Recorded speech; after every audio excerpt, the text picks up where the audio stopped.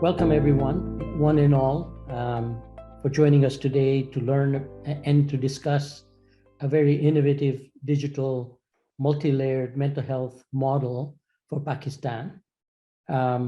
We have people joining us from Pakistan, Kenya, UAE, United States, Canada, Kuwait, Afghanistan, UK, Saudi Arabia, Tanzania, Mexico, Bangladesh, and many other countries. So you can see that there is a lot of interest in the topic that we're going to be discussing today. We are all very privileged to have Dr. Asma Humayun join us today. She has been a pioneer in Pakistan in trying to implement a model change in terms of provision of services to those that are most in need. She is a member of the Royal College of Psychiatrists in the UK and has had 30 years of experience in clinical care, in capacity building, and service development.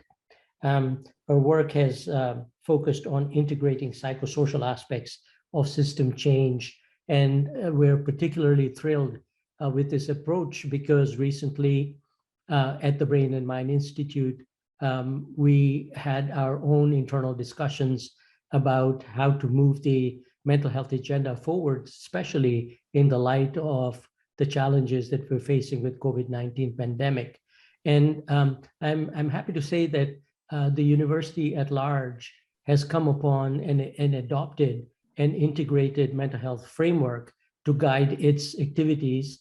And so maybe if I can share just one slide, I'd like to kind of talk about that. So at the university, we have adopted, based on a model that was originally developed by the World Health Organization, a step care model that you can see here on the screen, whereby we're shifting our focus a little bit from not just focusing on specialized care and services for mental ill health, but also putting a lot of emphasis on promotion prevention, if you see at the bottom of the pyramid where bulk of the population is, and moving up into another segment of population that may be at risk. So to do early detection, early interventions. And then as the needs increase, like in terms of low intensity services that may be needed, we're promoting very much the aspect of focusing at the community level and mobilizing resources that are more readily available to us in our geographies. But then as we move up into moderate interventions and specialized services, that we have more and more engagement from specialists that include psychologists and psychiatrists who could be working with the community settings where possible. So that is the model of care that we have accepted as a university-wide model. And so in keeping with that type of an approach, the discussion that we're going to have today by Dr. Asma Humayun is along those lines. So we're very thrilled. We're also very proud to have Dr. Murad Khan with us as a moderator. Dr. Murad Khan has been with the university for a very long period of time. He used to be the director of or the chair of the Department of Psychiatry for quite a few years, and now he's a professor emeritus, has had a lot of training with a focus really on research interest on epidemiology and sociocultural factors, on suicide and harm reduction, and especially in South Asia and developing economies, where he is guiding some of the work that's going on at the Brain and Mind Institute. So welcome, Dr. Khan. And then as a panelist, we also have Dr. Nargis Asad, a colleague and a friend of mine who is a psychologist by training, chairs the Department of Psychiatry now, and has been very forward-thinking in developing new ways of increasing access to care. So we have a powerful panel together, and so I'd just like to welcome you all and pass the mic on to Dr. Murad Khan to begin the webinar. So Murad, Dr. Khan, over to you. Thank you very much, Zul, and welcome everyone from different parts of the world. Very pleased to be here. And what I'm going to do to set the stage for the latter discussion with our uh, presenter, Dr. Asma Humayun, I thought I will set the stage and give you an overview of the picture of mental health in Pakistan, so that what we're going to be discussing can really be contextualized to against what we have at the moment. So let me start with the first slide. So this is an overview. It's a very brief overview. Obviously, the subject is very wide and one can spend a lot of time. So let me start with the geography. This is where Pakistan is uh, in South Asia. And for reference, I've put Kenya as well in Africa. It's about 6.5 hours of direct flight between Nairobi and Karachi. So we live in a difficult neighborhood. Uh, we have India on the east, and in 1947, Pakistan was partitioned as an independent state. But there is this on the top in the yellow is the disputed area of Kashmir, which has never been settled. And over the last 75 years, we have had 3 wars with India over this, and we continue to have kind of a low intensity conflict going on. And that has sucked up the budget of both the countries. And this is a very important point to make because social development has been left behind in both these countries, and we are both struggling. On the north is China, but on the west side, we have two, again, troubled countries. One is Afghanistan, and I think all of you who've been following the news would know about the troubled history of Afghanistan over the last 40 years or so. And then we have in the southwest Iran, which is again subjected to sanctions, and what happened in Iran and Afghanistan spills over to Pakistan. So Pakistan has got 4 main provinces: Balochistan, Sindh, Punjab, and Khyber Pakhtunkhwa in the red. And the blue areas are the federally administered territories of Pakistan, which are now, one of them in Khyber Pakhtunkhwa has been amalgamated with the province, but on the north, it's still to have its separate provincial status. So Pakistan is the 6th most populous country, population of about 220 million, one of the highest growth rate in South Asia of something like 2.3% population growth rate. We have a young population, and more than 50% or around 50% of the people are under the age of 25 years. So very strong human capital, in some ways very good, but also if this young population is not taken care of, then it leads to many social problems.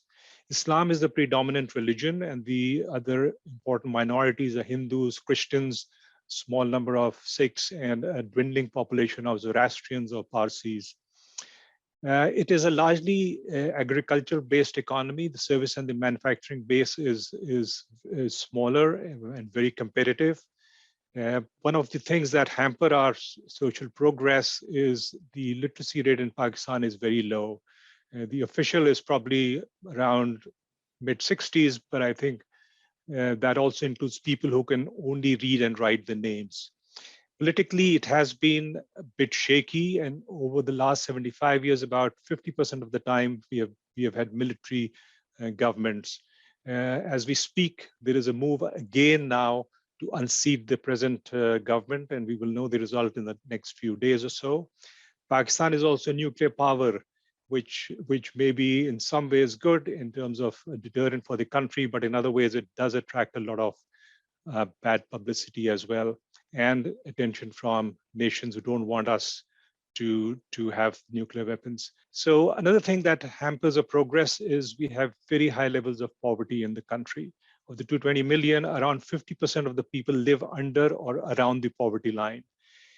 We have almost 45% of the children who are stunted, which means they do not get the full growth because of poor nutrition. Another very stark social indicator is that 22 million children are out of school in Pakistan. So they don't receive any education, and they become adults with no education at all. And you can again imagine the kind of upheaval that causes. Because of poverty, almost 8 million children are in child labor.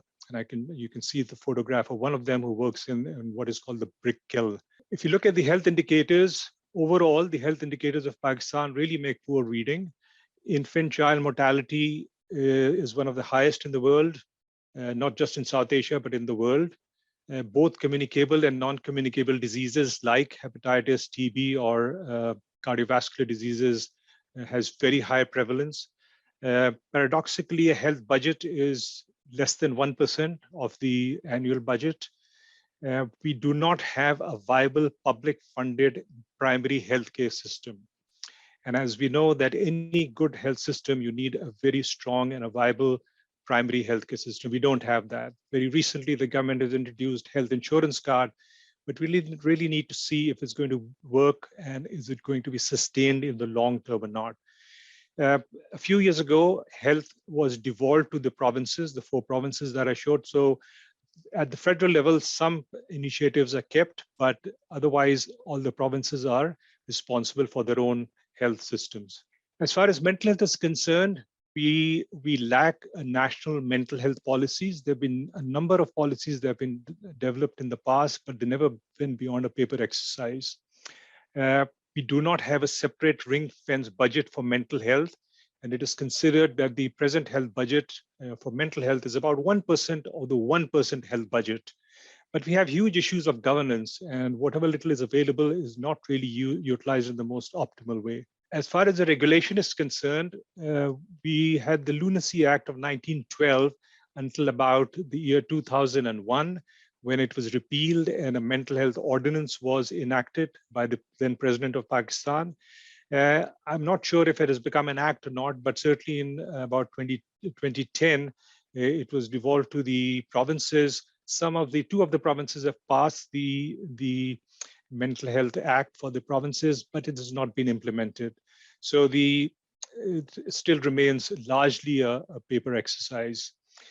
As a result of that, patients' rights are infringed very regularly. Compulsory admission is one of the things that happen, and we have to work with the family to treat the patients. But patients' rights are not protected because of the lack of a viable mental health act. As far as mental health professionals are concerned, there's a severe scarcity. Psychiatrists in Pakistan number anything between 450 to 500. Compare that with psychiatrists of Pakistani origin in USA and in UK, which numbers about 2,000. And part of the reason, of course, is the lack of opportunities and the lack of career structure.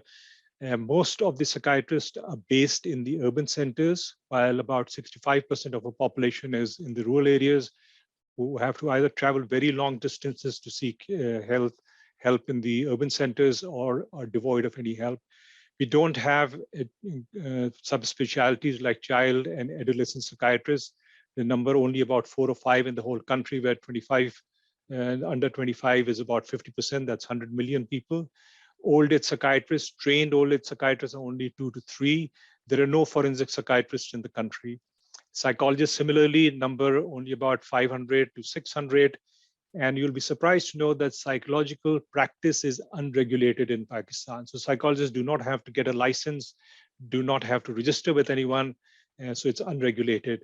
And there are no training programs for psychiatric social workers, psychiatric nurses, community nurses, or psychiatric occupational therapists.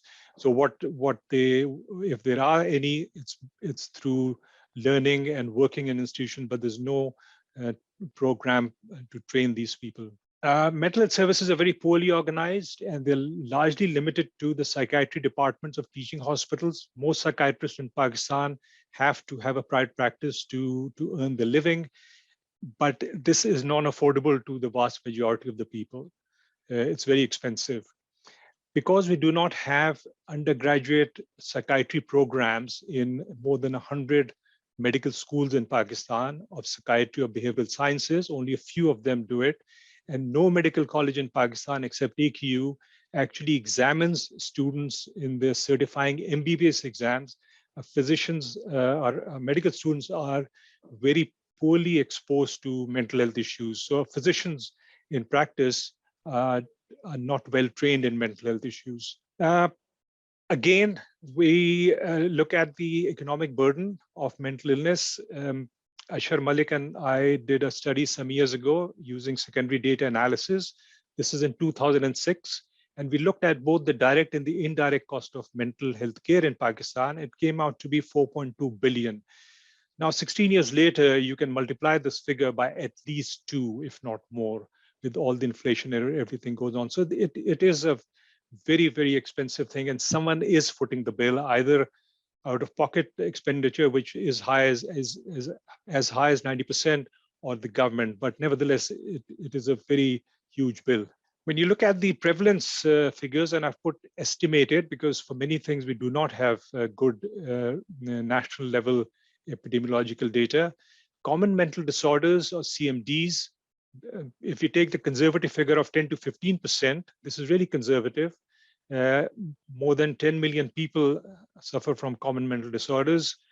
Serious mental illnesses number anything between 0.5 to 2%. Dementia, maybe 1 to 2 million people, we don't know, that's an estimate. Substance abuse, again, another 1 to 2 million people, mostly on heroin and cannabis. Child mental health disorders may number up to 10%.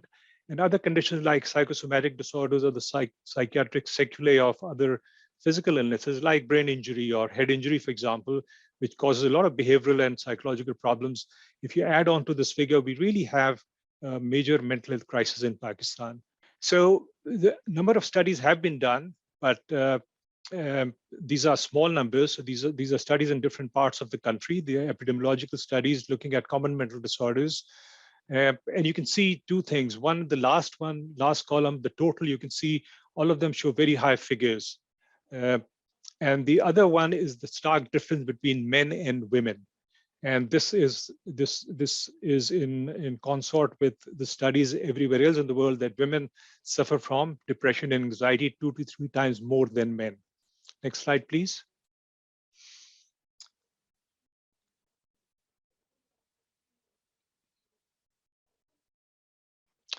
Yeah, next slide. Just click on this one again. So one of the studies, no, go back. So one of the studies that was done by one of our PhD students, Salim Sadruddin from the University of Toronto, he looked at the treatment delay for seeking help for depression. And the average time from the initiation of the first symptom to seeking help from a psychiatrist in Karachi was 4.5 years. So you can see there are a number of things that obviously play into this, but the huge amount of time that occurs between the onset of the symptoms and seeking help. Suicide, the latest WHO estimates for suicide in Pakistan is close to 20,000 every year. And we know for every suicide, there are 10 to 20 acts of self-harm, which means that there may be anything between 200,000 to 400,000 acts of self-harm every year.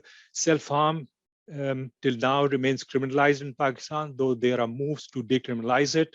Let's hope it will be.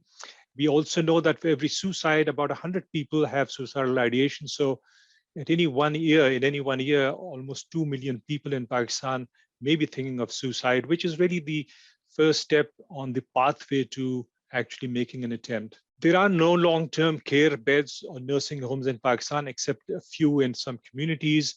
Subspecialties are very poorly developed: learning disability, child and adolescent, old age, substance use, or forensic psychiatry. Next slide. And because of the absence of many of these specialties, particularly forensic psychiatry, this is not so uncommon that many people get into the justice system in Pakistan having mental illness or developmental illness while they are imprisoned, and then they may be sentenced as a common person, not taking into account their mental illness. Next slide. So we do not have, because of the absence of a primary healthcare system, we do not have a referral system. There is no screening or gatekeeping in the community who should be referred to mental health services. People seek psychiatrists and mental health care by word of mouth. And usually, if you talk to any psychiatrist, people take appointments directly. So a psychiatrist may see the so-called walking wounded, the anxiety and depression, but also the most complex schizophrenia because of the absence of a screening system. And there are many barriers to seeking mental health care in Pakistan. There is obviously a lot of stigma. There is lack of recognition of mental health issues, not only in the general public, but even in the medical community.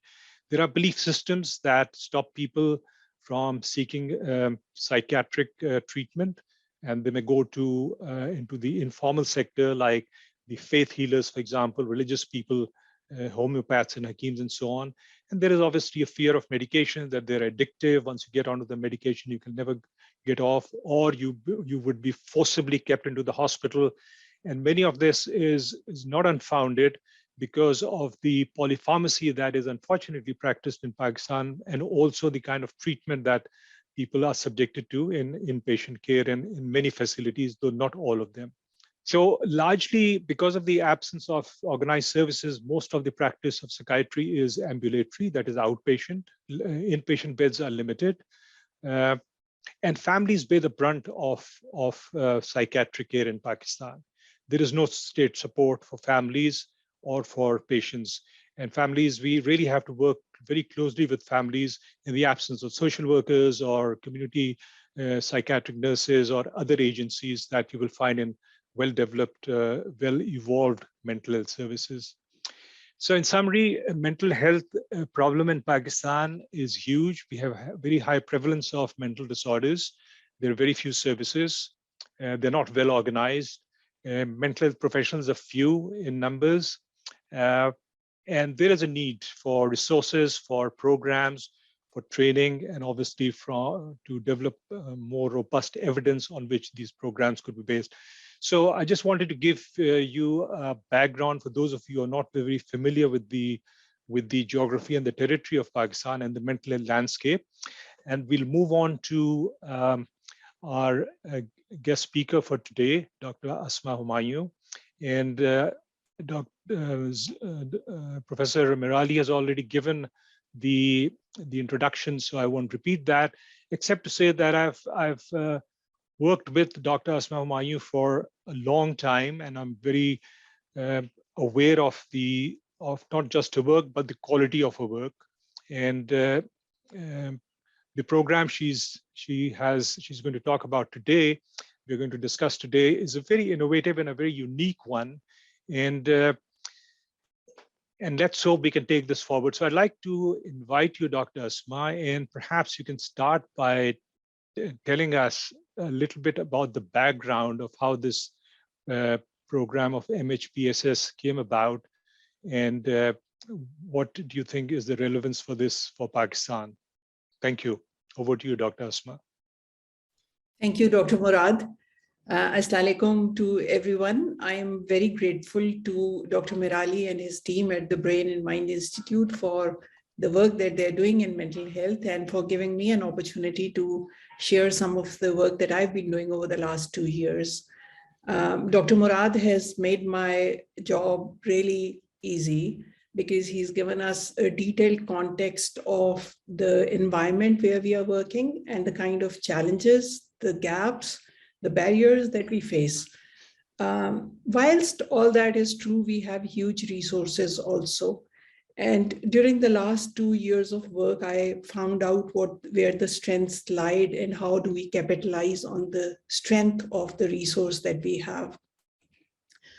I'm going to start sharing my presentation in a minute.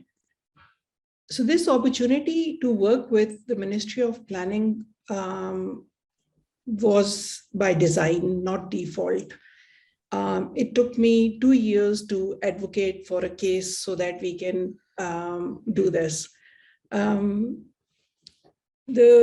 work that I am going to present, the time that I was given to do this work was 3 months. It was a 3-month consultancy, and I worked for these 3 months for 2 years nearly to deliver this project so that we can find a way forward. Some of us have been strong critics of the prevailing mental health care services in the country. And some of us have also been struggling to make a dent, but it was really very difficult to find a way how we address these gaps and barriers, and how do we move forward?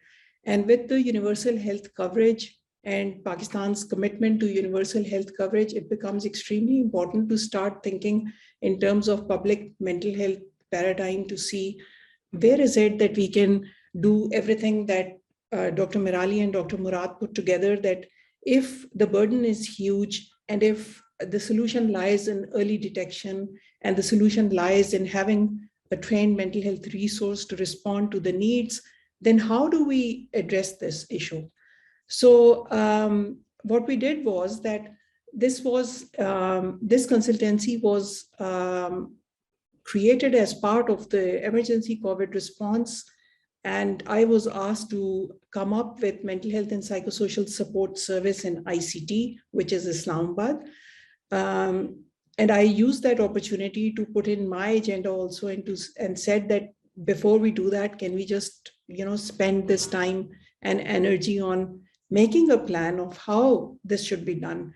Because the humanitarian sector and the development agencies, they have invested in mental health and psychosocial support nearly in all provinces. And like many times before when the country faced challenges, this time also, most of the projects or initiatives were developed on ad hoc basis. I didn't see any long-term sustainability in them. I didn't think that they were developed with much thought processes. So how do we do this? So in February last year, I did a needs assessment for the capital. The province of the capital is about 2 million. And I was thinking about conducting a pilot for even if we were targeting half of that population, 1 million. So what do you do for 1 million of the population? And it took us 6 months to develop the training resources.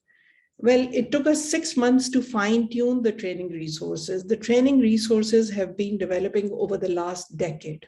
So one of the guides that is the major part of training resource that was used in this model is MHCAP guidelines. And I first started venturing with MHCAP guidelines in 2008 when the World Health Organization invited me to peer review the first guide. And then I was part of the working group that was developing the second version in 2012.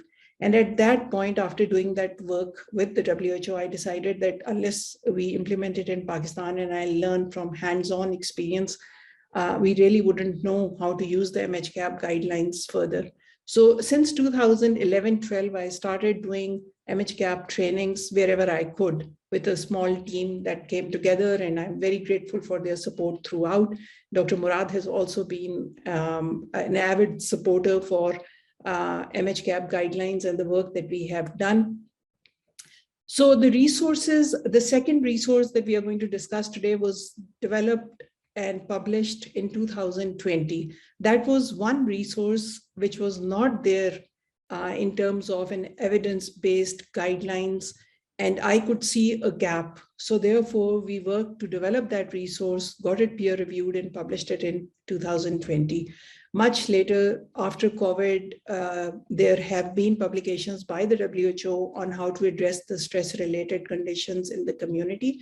And I was very encouraged to see that both documents are aligned, and therefore, when we were preparing our digital applications, we took all the references from the WHO's and other publications, and even that is strong, based on strong evidence. It took us 3 months to develop the web portal and the mobile applications. And by that time, we were left with very little time, and I bargained another 8 weeks so that we could pilot test whatever we were developing, so that at least I know that it works. So this is the background of it. If I move on to the next slide, it'll be very fair to conclude that at least 22% of the country's population at the moment is likely to suffer from a mental health condition. Dr. Murad has given us a breakdown, but if we roughly remember 1 in 5, and I'm very honored that so many colleagues from the region have joined us, and I don't think that the working conditions or the burden is much different in the countries that were mentioned in the introduction, who are being represented here in the audience today. So if we all remember that wherever you're working, 1 in 5 people is likely to suffer from a mental health condition. And similarly, the resources that we have to address these conditions might not be very different in the countries. So for a million population, at least 50% of the population suffers from moderate levels of stress, particularly post-COVID. Dr. Murad has already given us a breakdown that for anxiety and depression, high levels of prevalence have been reported from Pakistan, and more so in women. And for common mental disorders, if 20% of people are suffering from common mental disorders, then for a million, we are discussing 200,000. And if 2% is suffering from severe mental disorders, then we are discussing 20,000. And for any million population in a district, there is one psychiatrist. So there is one psychiatrist to address, to do this, to provide mental health specialist, mental health care service to 20,000 people. And I calculated that if this one psychiatrist sees 100 patients every day, he will be able to see one patient only once during the year. So this service, I don't think that this service is feasible to address the kind of burden that there is. Additionally, we know that there was a high burden of mental health condition in the frontline responders, particularly in healthcare workers. So in addition to the other vulnerable group of people who exist with mental disorders, people who are living with disability, women and children, people who are in prisons, we also have this hugely vulnerable population in the form of frontline responders. So why is this model so important? This model is very important for 6 or 7 reasons, and I'm going to go through each one of them. The first is that this is the first time that I have come across a multi-layered comprehensive model which is going beyond the biomedical approach. So what has been happening in Pakistan and countries like Pakistan is that if a psychiatrist or the psychiatric community gets together to lead a project, it is very focused on drugs, it's very focused on disease model. And if the humanitarian sector or the psychologist community gets together, then they are very focused on preventive and promotion aspects of mental health. And therefore, there's this gap that why can't we develop one model where we can address all issues together? The second challenge has been that how do we engage the community? We know that it is so easy that you set up a mental health helpline. And we saw that, there were a few mental health helplines set up in Pakistan also, and I'm sure in other countries also. Who calls on these helplines?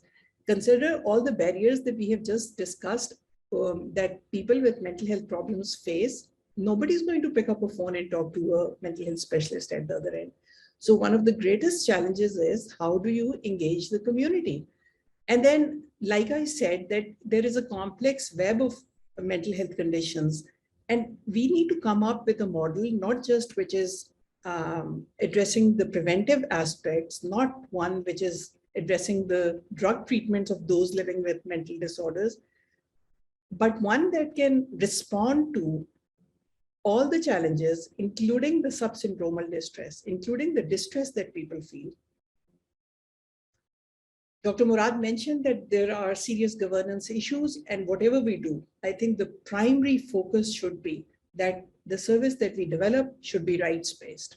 And how is it going to be right-based? It has to be accessible, it has to be user-centered, the users must be protected, it should encourage shared decision-making, the service must be evidence-based, and the service must be monitored and regulated. And these were the challenges that we were thinking when we were developing the model, and I hope that we've been able to address most of them. It is also extremely important that we start thinking in terms of putting our efforts together to come up with a solution. So this present model it's using digital technology because there is no other way to scale up a service with the kind of limited resource that we have. And in a country like Pakistan, one of the strengths is developing digital-based technology, solutions.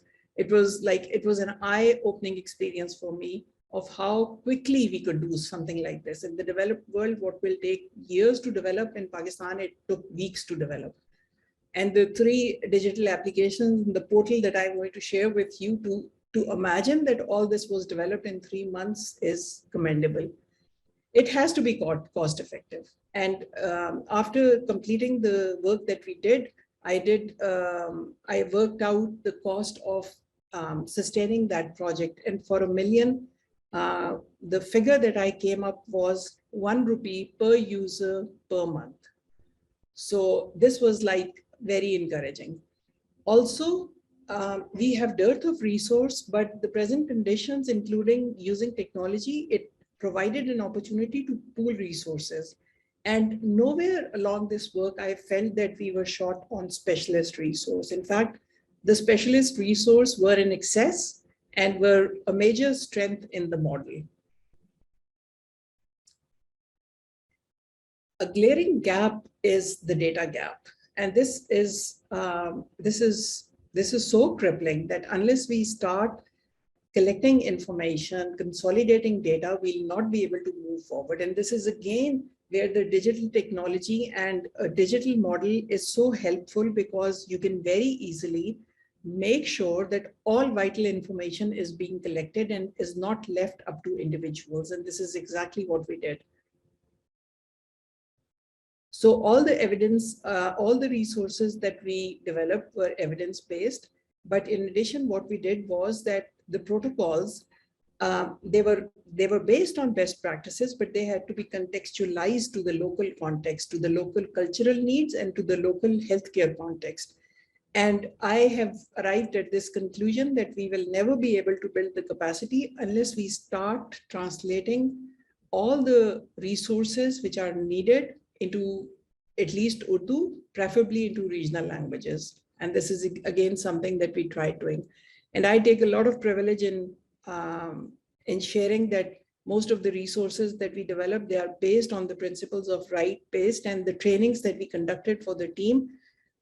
Even very senior specialists who had 10 years of experience would tell me that, they've never thought about these issues that came up during the work that we did together. So the mental health team, it was selected through a very clearly defined criteria, not just in terms of their qualification and experience, but also in terms of recommendations. It is quite tragic that although we might have 500 trained psychiatrists and 500 trained psychologists, but because of the unregulated practices, it is very difficult to select a few where you could rely on their not just scientific competence, but also ethical competence. And this was a challenge.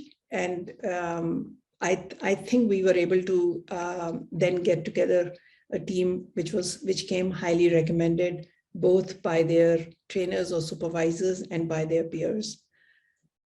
Again, one of the challenges is that the roles and responsibilities of the mental health professionals are usually not so clearly outlined in the initiatives that I've seen in Pakistan. So again, although we had mental health team working at 3 tiers, but each tier had a very clearly laid down responsibility and roles of what they will do and what they will not do. And that brings me to the point of the need for supervision. And I think the training itself is never going to be enough unless there is an inherent mechanism to provide ongoing supervision to the people we train, whether these are health professionals or these are mental health professionals. And you can see that when I was making this slide in the morning, I wrote down that we build the capacity of health and mental health professionals, because we cannot assume that somebody has qualified as a clinical psychologist and therefore she knows what needs to be done in this model. So somebody with clinical experience of 10 years as a psychiatrist, and I had 8 of them working with me, and all of them acknowledged the value of the MHCAP training that they received to become trainers, and then how they worked with the tier below them to impart training. So supervision, I think, is an integral part, again, something which I think is usually a miss. One of the successes of the work that we did lied in the fact that we were able to develop very effective intersectoral collaboration. And the main reason for this was that the initiative was being led by the government and by a very strong ministry. So forming partnership with other line ministries like health, education, special education, it became possible. Particularly education, I think, was a very important health sector, very important sector to be engaged in this. And it was possible only because of their relationship with the Ministry of Planning. Also, we signed a memorandum of understanding with the academic department at NUST, and I would have liked to extend this collaboration to academic departments of psychiatry also, which was not possible in Islamabad, but wherever this is replicated, I would strongly recommend that. In addition, to find out exactly who are the social enterprises and the NGOs who are working on mental health or who are working with vulnerable population, even if their mandate does not include mental health, becomes very important, as I will explain later. So Dr. Murad, if you like, I can continue this presentation, or would you like me to stop here? Because I have described the background and I have described the, why this model, in my view, is critical. Now I was just going to go on to describe the structure of the model. Yes, please go ahead. And yeah, we'll be interested to know the structure and how you develop the model. Please go ahead. Okay. So the main interface between the user and the service provider is supposed to be a helpline or a telecom solution, but not just that, but the 3 mobile applications. So the 3 mobile applications are out there in the community, which I'll explain in a minute. And you definitely need a helpline so that the team can call people and people can call the team. In our case, we struggled, brainstormed, and then finally concluded that we cannot have trained mental health resource sitting, responding on a helpline 24/7. It'll be too expensive. So what we should do is we should have people call in to request an appointment, and the team should call them back. And when we thought about doing this, then it became extremely easy. So just to mention that the 40-member mental health team that worked with me on this project, they were volunteers. They were not being paid. And because they were volunteering their time, so I had bargained one working day out of a week from them. Or if they were very busy and had lots of experience to supervise, then even half a day. And this was possible because they were going to call people back and they didn't have to be on call, responding on a helpline all the time. And what we did was that this web portal that we created, everybody who was working even as service providers or as users, everybody had to register. And therefore, we have the contact details of them. But what we did was that we protected the identity of the users in a way where they could, for example, if they were registering themselves as a frontline responder, and so as soon as they would register, they would be allocated a number. And following that, it is up to them whether they want to disclose their true identity or they want to just speak to a counselor without revealing their identity. And this learning management system that we developed, I mean, at each tier, there had to be a mechanism of how these training resources that we had developed were going to be imparted. And therefore, because of COVID, we were limited and couldn't offer face-to-face trainings. So it was kind of a godsend opportunity because many of us learned the tools and the tricks of teaching online and, expanded on our own skills. And most of the trainings that we did were through the learning management system. People could register there. Our training resources have been filed there. The feedback forms are there. So it was all managed very swiftly. And all this becomes important when we try and scale it to a larger population, or when we think of using the resource that we have trained in Islamabad in a remote area in Pakistan. That's when this becomes extremely important. This is the model, and very pleased to see that Dr. Merali's vision of integrating mental health is exactly in line with the International Agency of Standing Committee and WHO model, the pyramid that they advocate. And what we did was that this was a 4-tiered model. So I'm going to describe each tier in detail, but just on this figure, let's say the tier 1 is where we are engaging with the community. And to engage with the community, the name that we came up was Hamdard Force. So this Hamdard Force, or a compassionate force or a kind force, it comprises of community mental health workers. And I will describe who these people are and how we train them. And the main aim of training these people was so that they can provide basic psychological support in the community. And this work could be extended to whatever program of promotion or prevention we want to institute. And for them to be able to recognize people with mental health problems and bring them to us. So in addition to offering the helpline, in addition to offering users to go on the website and make an appointment for themselves, this was, I think, one of the major sources of linking with the community. So in our project, whatever little pilot we were able to do, we registered 758 people. And you can imagine that I gave an incentive that whosoever refers 10 people can download their certificate. So you can imagine that, this was not taking any time or resource because all this has already been developed. So now we can go on to train thousands of people, and we can go on to enlarge on the objectives of whenever the first or the basic training has been done. So the potential of developing this kind of work is huge. On tier 2, we were responding to subsyndromal distress. We were responding to stress. And we were mainly targeting the frontline responders, but of course the other groups and everybody who suffers from stress. Again, for me to think that how do we respond to stress when the prevalence or the burden is extending to half of our population?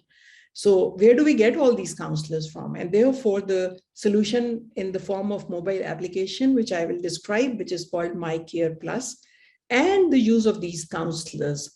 And we'll come to the qualification of these counselors in a minute.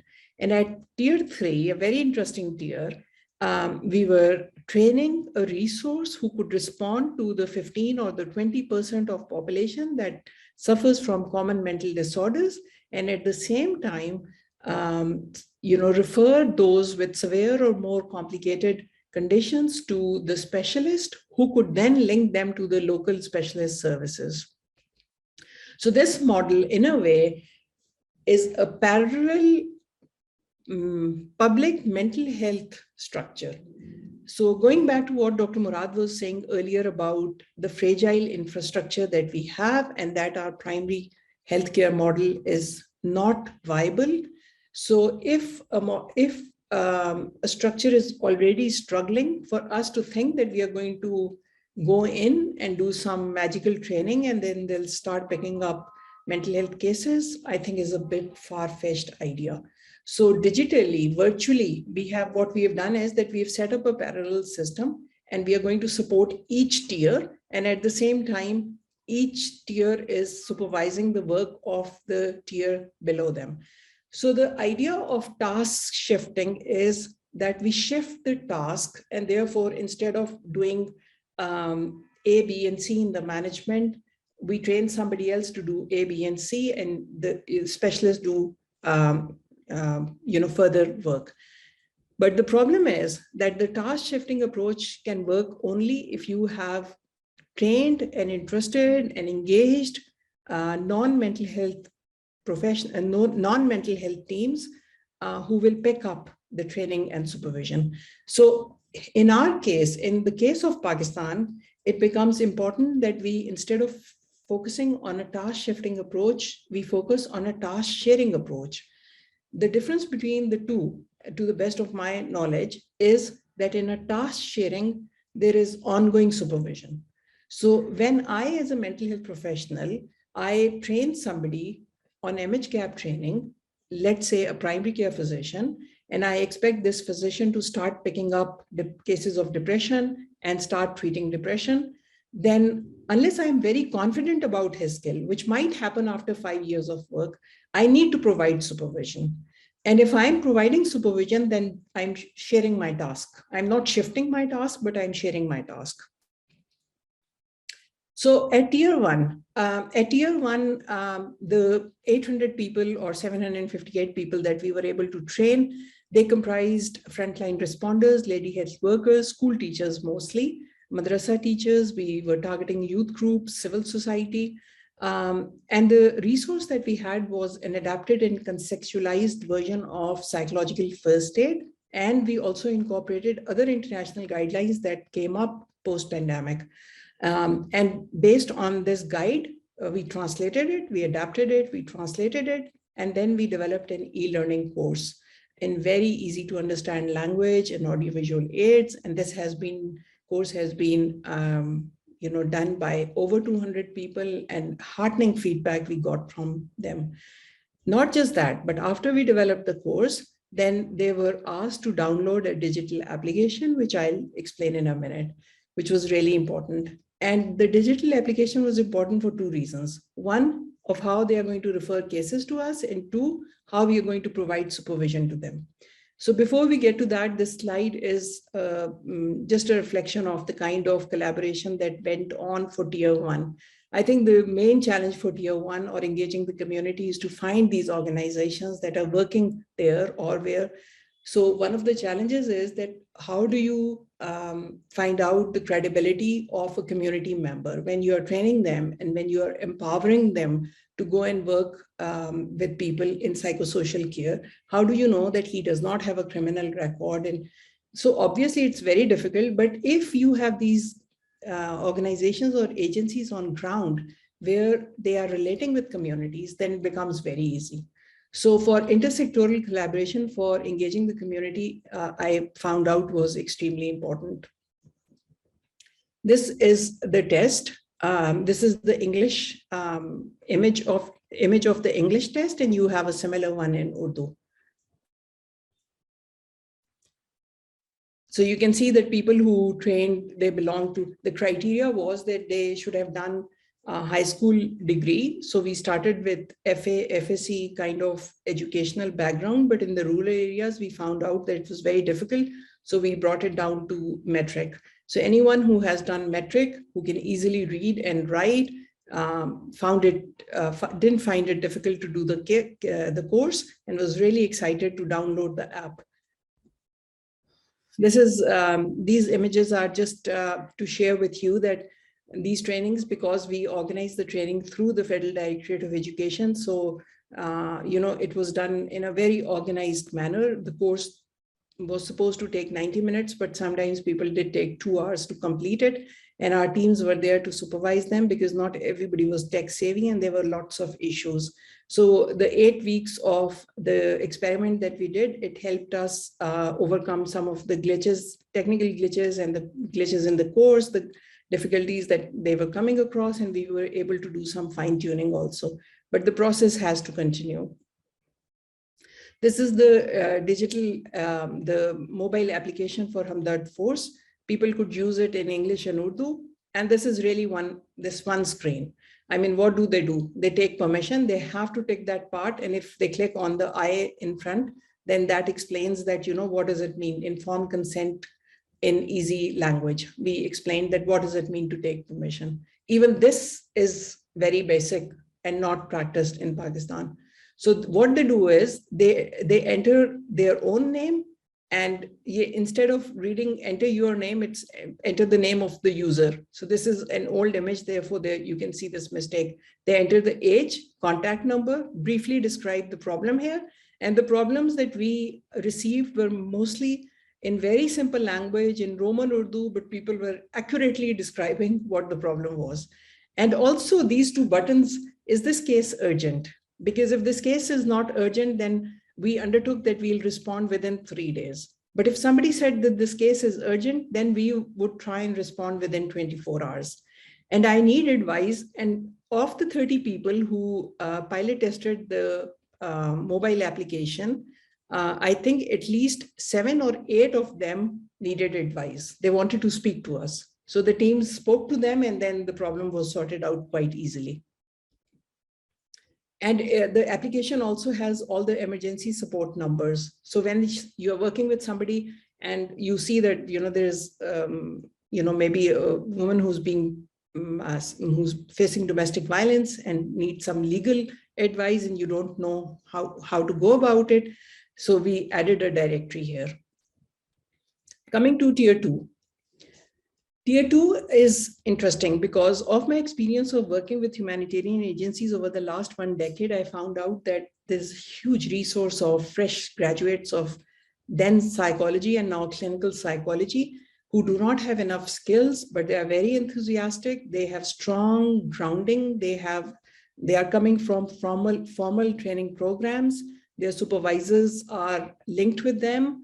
And it was a matter of empowering them with the skills to see how best they get on. They were super excited to be part of this. And we got 20 people, 20 young graduates from NUST. They had graduated in the last 2 years. We took them through, there was so much of potential for self-learning there that I was only exposing them, giving them the modules, and they were reading like anything, and we were just having free-floating discussions. So MyCare app, which is a resource that we have developed to respond to the stress for the frontline responders and other vulnerable group, this tier was trained, the counselors at this tier were trained to help people use MyCare app.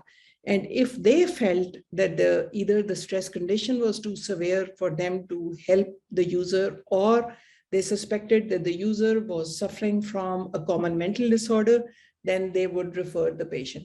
And the tier 3 consultants were supervising the counselors. MyCare app is basically, it's evidence-based, like I said, that we published the work that we were doing. And then this is what the app helps you do. Again, you can use this app in English and in Urdu. So you can assess your own level of stress. So it's like a doctor taking a history. You can monitor your stress levels. So this is something that we do in the follow-up clinic. And then you can manage your stress, both in basic techniques and in specialist techniques. And you can also see if you are at risk of other conditions. So based on the ICD-11 criteria of, for example, depressive disorder, there is a list of questions from the MHCAP, and a person could just see if he's sleeping right or not, appetite, and then assess whether he's at risk. We are not diagnosing, we are not asking anyone to diagnose, but we are helping them understand if they are at risk. And then this person can book an appointment. So by clicking one button, the team receives the information and they call this person back. So I don't want to go through the details of how to assess your stress, but and the common conditions that we excluded were depression, grief, post-traumatic stress conditions, and harmful use of alcohol or other substances.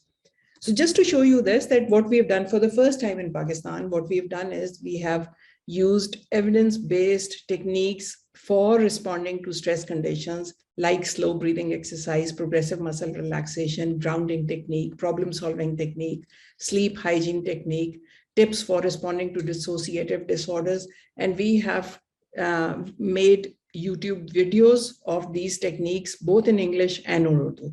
So in the app, somebody can just play the video and then do the slow breathing next, along the video. So I hope that this effort will not just help users, but it will also help service providers. So for training service providers who think that they know most of these techniques, but might not be practicing them, the feedback that I have received from the team was that these interventions the way they were presented were very helpful. At tier 3, the main challenge of tier 3 was that WHO says that train primary care physicians. But in our case, not many primary care physicians were spared by the DHO during the peak of the pandemic. 2, primary care physicians do not have the interest, or it is very difficult to engage them.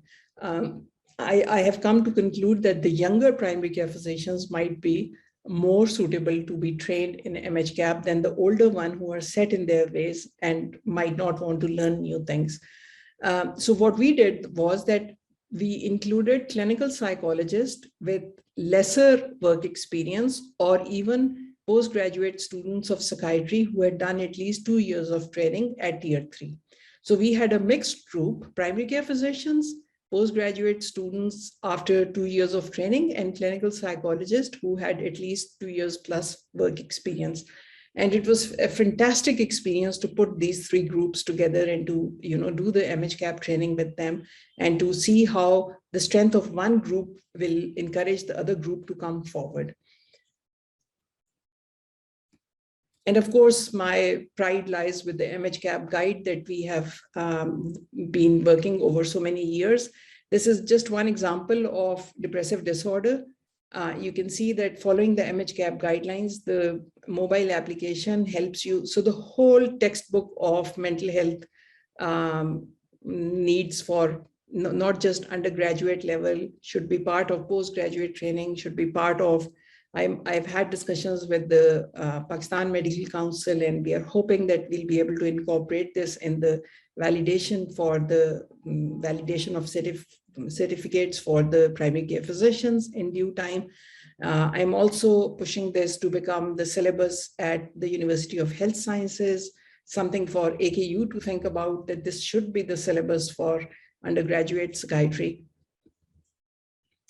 And what is interesting in this is that based on a work that I did for WHO EMRO a year back, where we developed kind of a job aid for the healthcare professionals to by incorporating these clinical questions and interview techniques to help them implement the MHCAP guidelines. So what I've done here is that on the page for the symptoms of depression, concentration, so ability to concentrate has, you can see that E and U written in front of the question. If you press E, this pops up, which actually gives you the questions that you need to ask or how to test concentration. And the same in Urdu. Basic management plans, I think very important for primary care physicians to understand psychosocial interventions. This is the only way to implement a biopsychosocial model in our general health care. And each intervention has been described so simply that, I mean, it's my hope that people will find it easy to follow and they'll feel empowered in delivering psychosocial interventions. For pharmacological interventions, very simple guidelines, sticking to MHCAP, which drugs to use, which drugs not to use, what dose, what are the possible side effects. And at tier 4, we had a group of 10 specialists or trainers. 8 of them were psychiatrists, 2 of them were clinical psychologists. Again, this is one of the dilemma in Pakistan that not many places or training academic departments encourage psychiatrists and psychologists to work together. AKU is an exception. And I think one of the objectives was to blur the boundaries of how different mental health professionals work and to bring them together to see how they need to deliver for a common cause. And of course, we, like I said, we had to take them through tutorials in online teaching tools. And then, you know, one of the most encouraging experiences of MHCAP training is that we were able to invite 2 international trainers, and they are long-term colleagues, and they were very happy to come along. And Dr. Murad was also part of one of the trainings. And, you know, it is so encouraging that this idea that how will we build capacity when we have such a dearth of specialist resource, I think it's in the past. And with this digital technology, you know, you can go places. So the team that we finally were able to put together at tier 1, the Hamdard force, tier 2, the counselors, tier 3, the consultants, tier 4, the specialist, and all working together for this person who has just made one phone call or whose name has been sent to us by one mobile application. And then the team decides that, you know, at what level does he need to be responded to or referred to. Thank you. I'm going to say thank you for the wonderful presentation, very comprehensive and a very exciting way of synthesizing a lot of pieces of evidence we need to kind of bring together and mobilizing the different levels of expertise to actually be able to deliver what is needed at the end of the day, care to those that are most in need. So thank you very much. This was very exciting to see. I'll probably pass it to Murad to see if there are any comments that he has, and then I will take some questions from the Q&A section and have the panelists address those. Before then, we move on to Dr. Nargis Asad to conclude at the end of the webinar. So over to you, Murad. So Dr. Asma, thank you very much once again for presenting. Two brief questions. One is, where are you currently in the program? Is the pilot underway? Are you planning to conduct the pilot? And secondly, how can the primary healthcare staff, primary healthcare physicians, primary healthcare nurses be part of this program? I think at one point you said this is a parallel system, but if we were to integrate that within the primary healthcare system, I know we don't have a very good primary healthcare system, but if we were to do that, how would that be possible? Thank you. So to the first question, so I completed the time that I was permitted, and I have furnished a 270-page report on this work to the ministry, who I believe have shared it with the Ministry of National Health Service also. I have not heard back to understand what is the process forward. My impression is that it'll take us a long time to prepare ourselves to implement such intervention. So I haven't heard so far.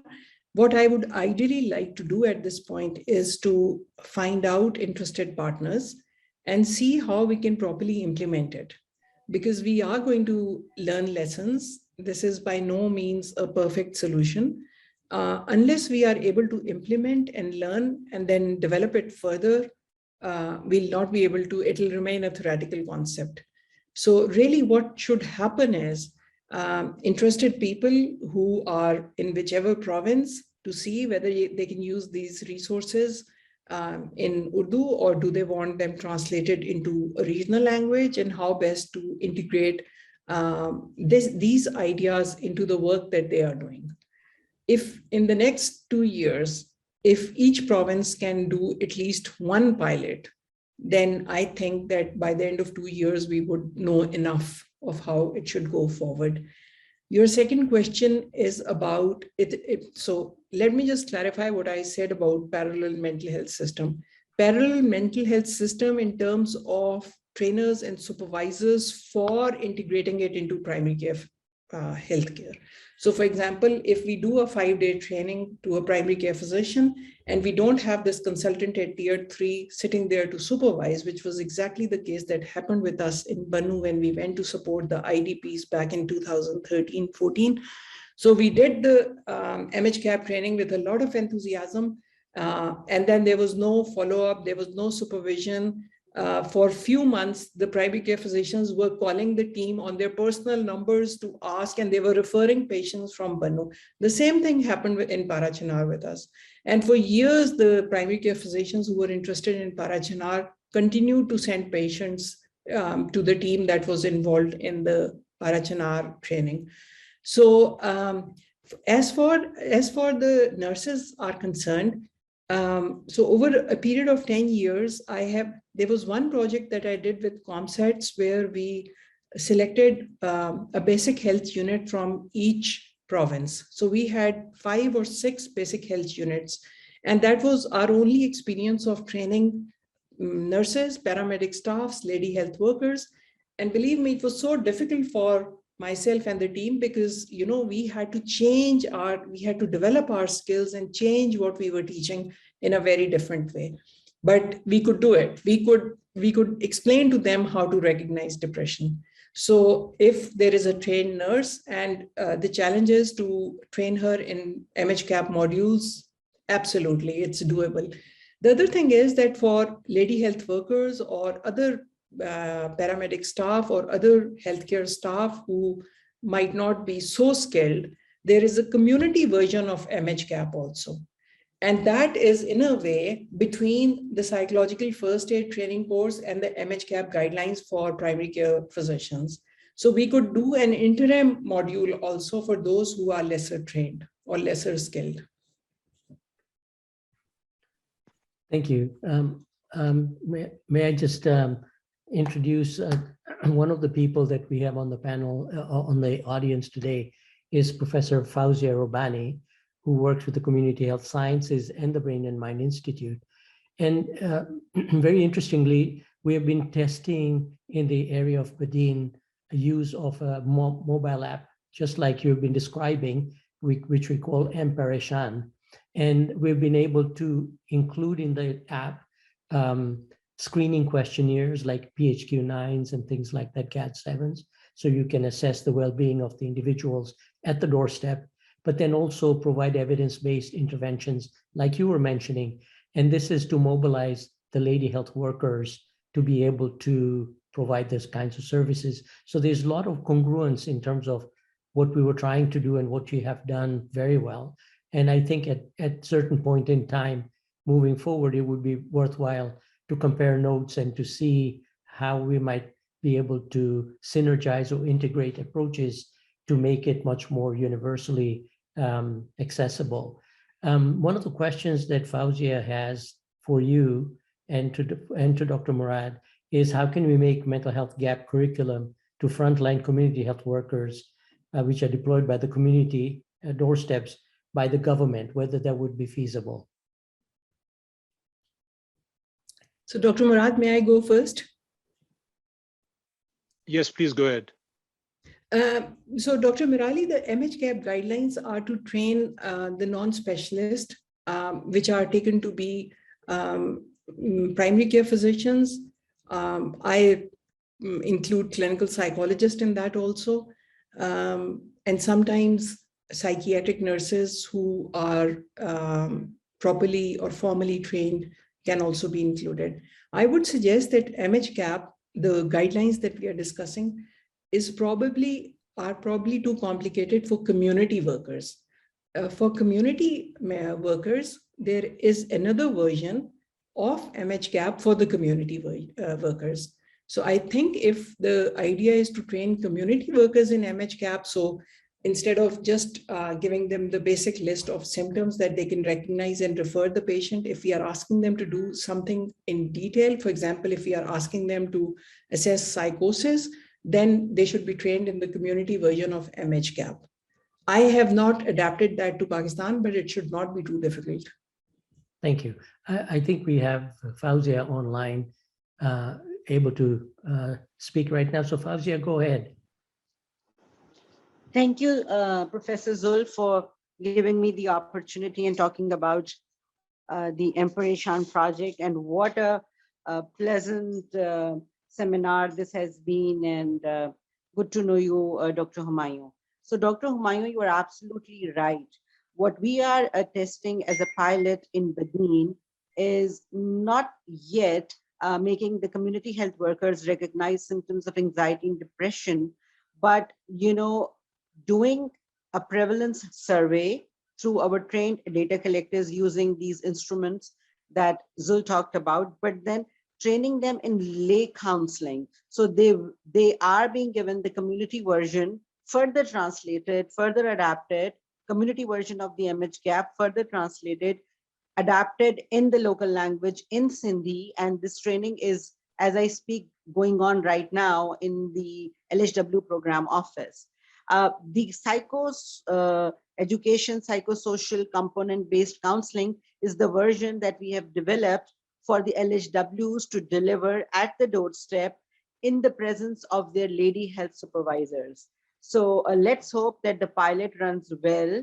And we have assurance from Minister Azra Pechio that if we can show some results, that this might ultimately become part of the curriculum of the Lady Health Workers Program. At what level it will be introduced, that remains to be seen. But thank you so much. I think we are at the bottom pyramid of your model, even below the mental health workers and even below the Hamdard workers, because the impact that we are working is huge. My other comment was that we tried with a self-help app, but the literacy level is so low in our population that we had to go through the semi-literate LHWs who have access to the doorstep of these who are mentally challenged to be able to provide some lay counseling because of the dearth of trained psychiatrists. So thank you so much. And I think the conversation goes on. Thank you, Professor Fawzia.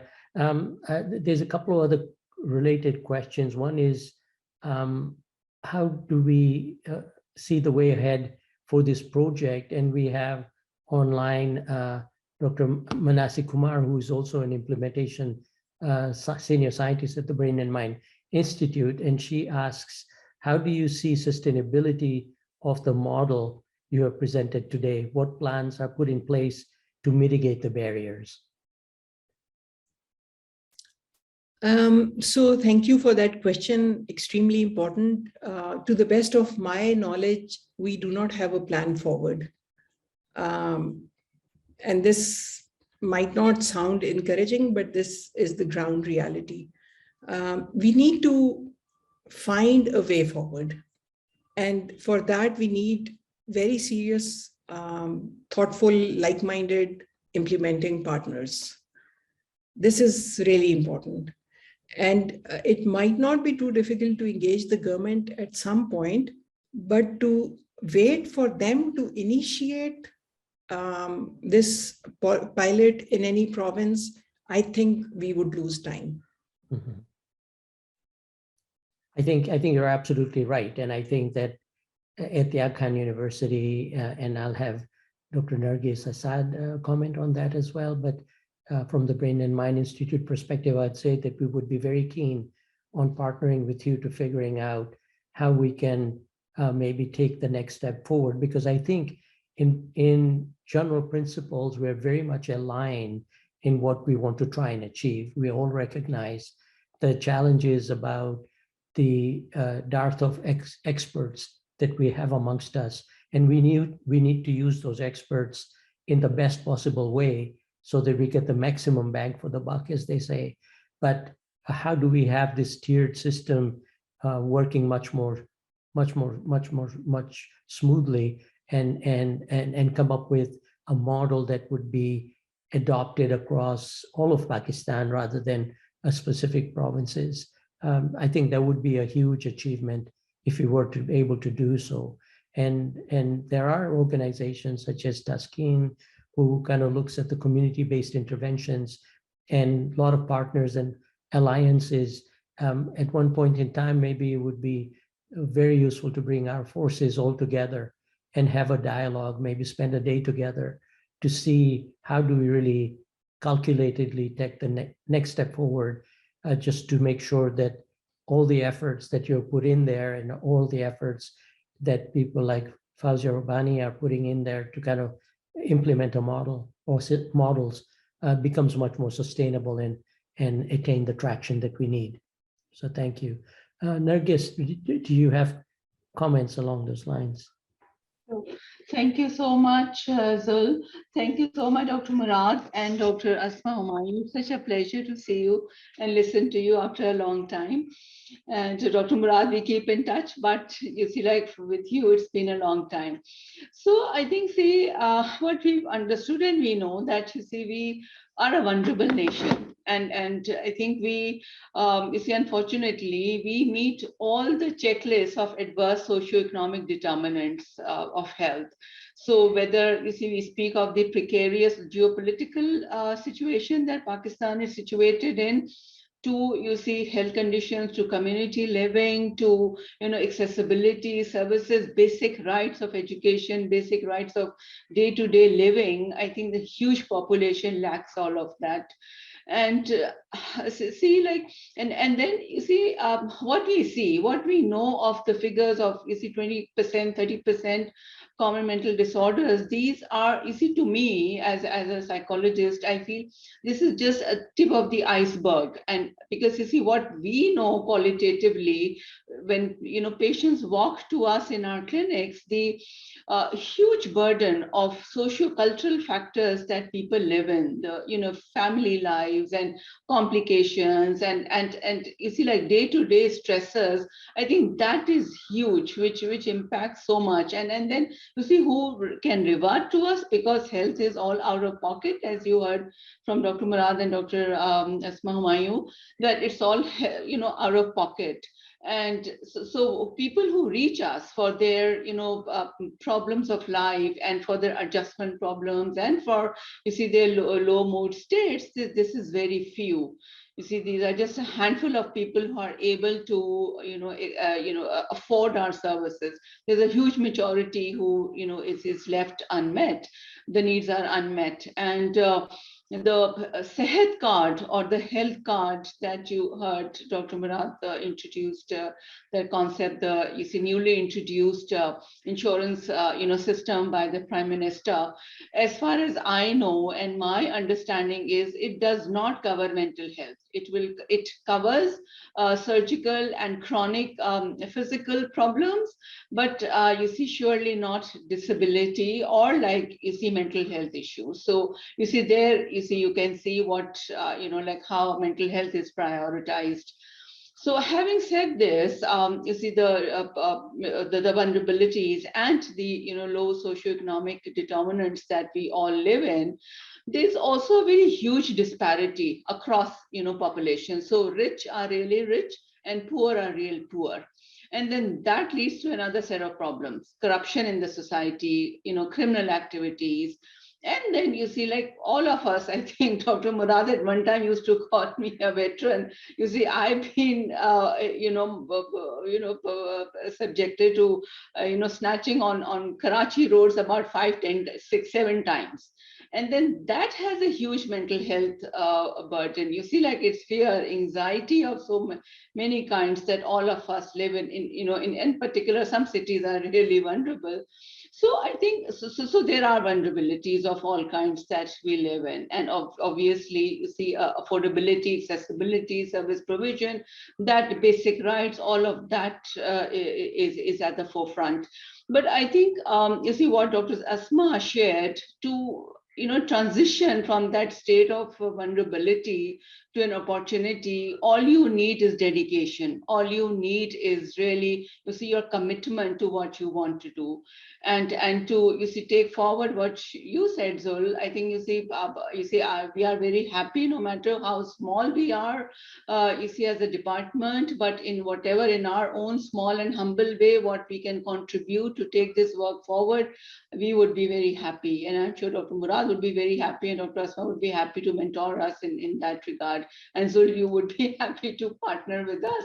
So we will be happy to do that. So, but to me, I think commitment, and it could be my bias, but I feel that people of Pakistan, they have some, that unique attribute of, that they can benefit from mobile technology. So our, domestic helpers who can't even speak and write Urdu language, which is our national language, and they maybe from a region, they belong to some other province and they speak some other language, but they are very, very apt at using the mobile phone. And then we have some, good research coming up, community-based, that do speak of utility of using mobile apps and mobile applications and mobile technology. And that is, I think it's a huge window of opportunity for us.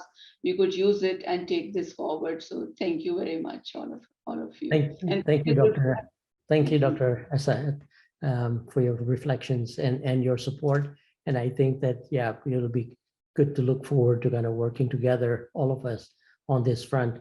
I have another question from Yasser Masood, who is asking, may I ask how these 40 mental health professionals were recruited for the 3 levels of training?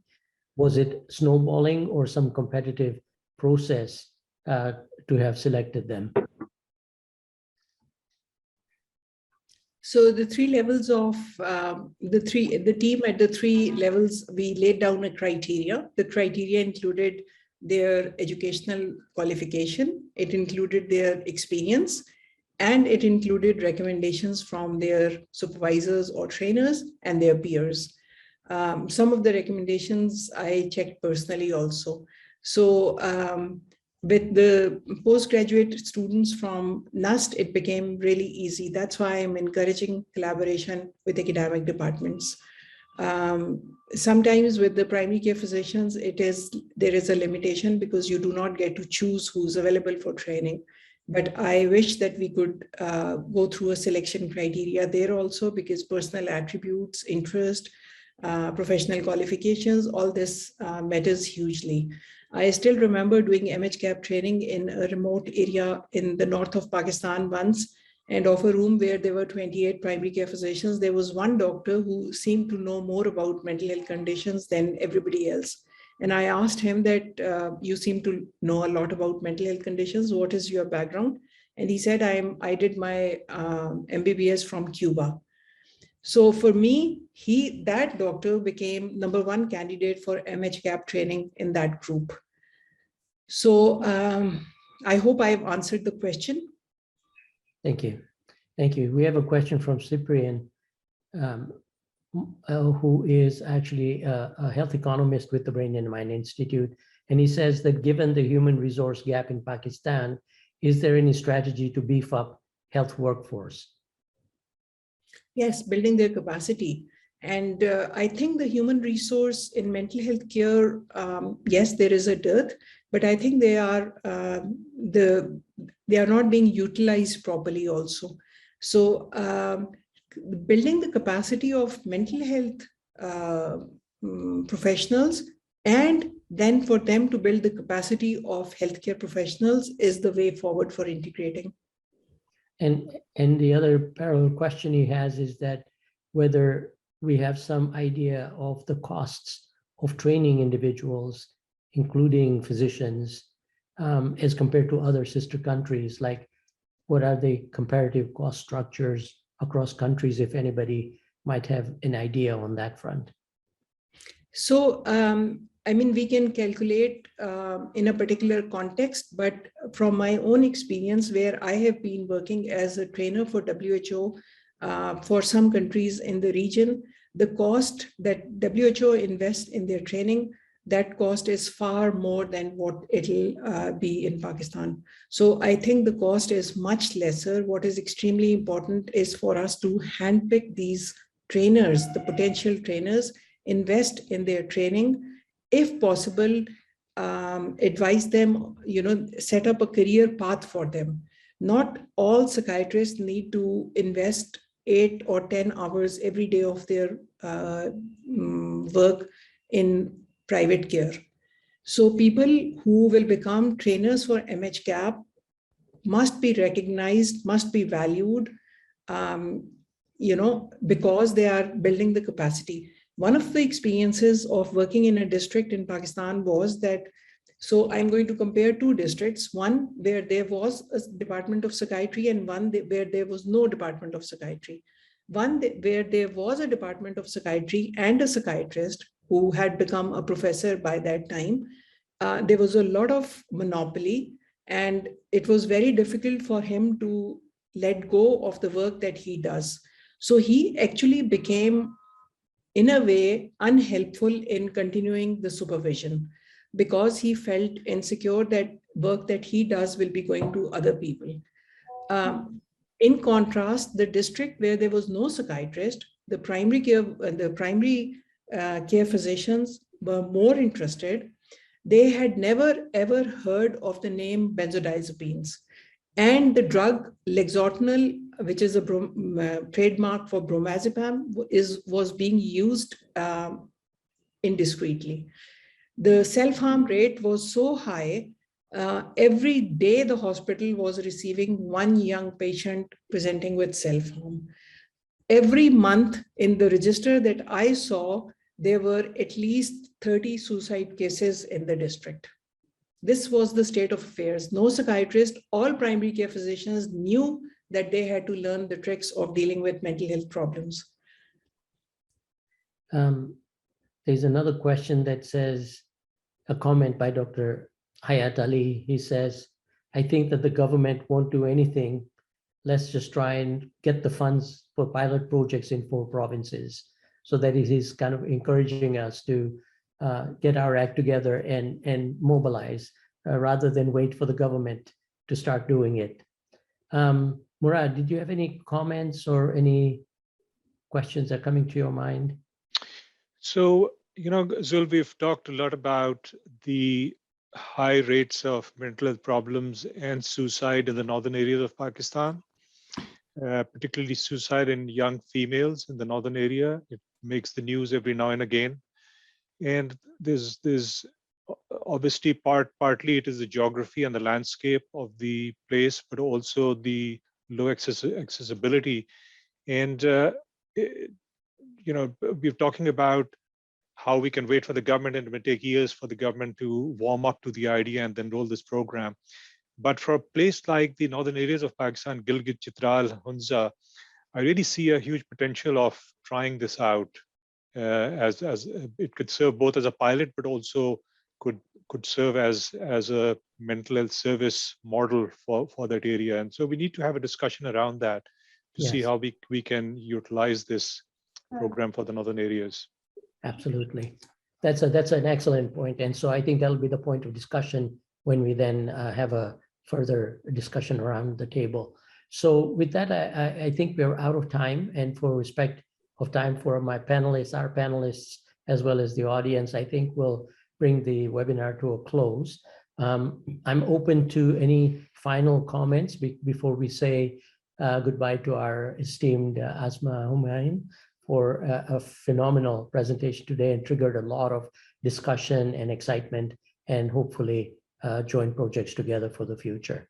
So any last comments that people might have? Dr. Murad? So very briefly, I will respond to a question in Q&A. And this question is, how is the data collected through the mobile app used to track progress and outcomes? So I missed saying that the mobile applications are integrated with the web portal. So all the information that people are punching in their mobile phones is coming directly to the web portal. And we actually set out some indicators to measure the outcome also. This was all very in an initial stage, and unless we do a proper pilot, we'll not learn where the gaps are. A lot of people have mentioned, how capacity can be built to respond to the mental health problems in the youth, or Dr. Murad mentioned, suicide prevention program. MHGAP is encompassing all these areas. So the module on responding to child and adolescent mental health problems is extremely strong. In the same way, the module on self-harm and suicide is extremely strong. And that's the only module in MHGAP which goes beyond clinical interventions and goes on to policy level, even at a district level. So the last thing I want to say is thank you for having me and this discussion. Thank you. Thank you. So with that, we'll say goodbye to everyone. Thank you for your participation, and I hope that was very exciting and informative, which it was for me for sure. And Kendi, any last comments before we conclude? Yes, thank you, everyone. And we'll be sending out just a brief survey so that we can get your feedback and find out how better to engage in future webinars. Thank you so much to everyone and all the panel members for such an engaging and informative session. Thank you. Thank you and goodbye.